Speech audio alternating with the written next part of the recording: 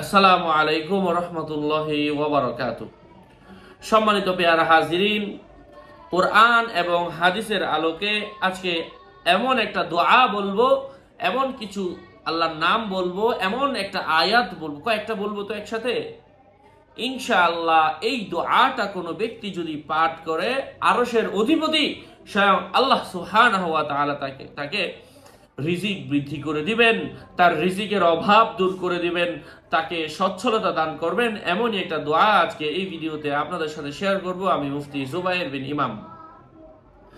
আমার ভেরিফাইড চ্যানেলের ডিসক্রিপশন বক্সে ক্লিক করলে পেজ এবং আইডি আসবে। এর বাইরে অন্য কোনো পেজ নাই, আইডি নাই, ইমো নাই, হোয়াটসঅ্যাপ নাই, টিকটক নাই, ইনস্টাগ্রাম নাই, টেলিগ্রাম নাই, স্কাইপি নাই, ভাইবার নাই। সাবধান।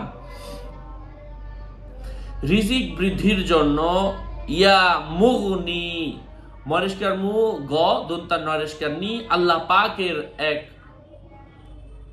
নাম ইয়া মুগনি। কেউ যদি ভোর বেলায় অর্থাৎ ফজরের পরে 1200 বার পরে এবং 1200 বার পড়ার পরে 11 বার দুরূদ শরীফ পাঠ করে, ইনশাআল্লাহ মহান আল্লাহ পাক তার রিজিকের অভাব দূর করে দিবেন, তার অনটন দূর হয়ে যাবে, তার ঋণ দূর হয়ে যাবে, তার পরিবারের সচ্ছলতা চলে আসবে, আল্লাহ পাকের পক্ষ থেকে তার উপর সাহায্য আসবে ইনশাআল্লাহ।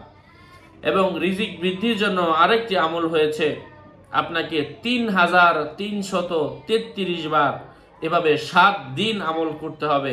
প্রত্যেক দিন 3333 বার এই আয়াতটা পাঠ করতে হবে মাগরিবের নামাজের পূর্বে, অর্থাৎ আসরের পরে থেকে মাগরিবের আগ পর্যন্ত। এই সময়টুকুর মধ্যে যদি সম্ভব হয় সে এটা করবে, আল্লাহ পাকের পক্ষ থেকে তার রিজিকের অভাব দূর হয়ে যাবে, আল্লাহ পাক তার চাকুরির ব্যবস্থা করে দিবেন। এমন একটা দোয়া শেয়ার করব।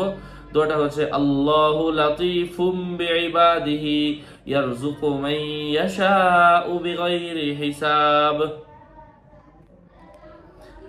ইয়ারযুকু মান ইয়াশা ওয়া হুয়াল কাউইয়ুল আজিজ। এই দুইটা পড়বেন ইনশাআল্লাহ। আমি দোয়া করি আমার আল্লাহ পাক যেন প্রত্যেকটা ভাইকে এবং বোনকে উক্ত জাযায়ে খায়ের দান করেন। আরো আপডেট পেতে আমার সাথেই থাকবেন। সুস্থ থাকবেন, ভালো থাকবেন। আসসালামু আলাইকুম ওয়া রাহমাতুল্লাহি ওয়া বারাকাতুহু।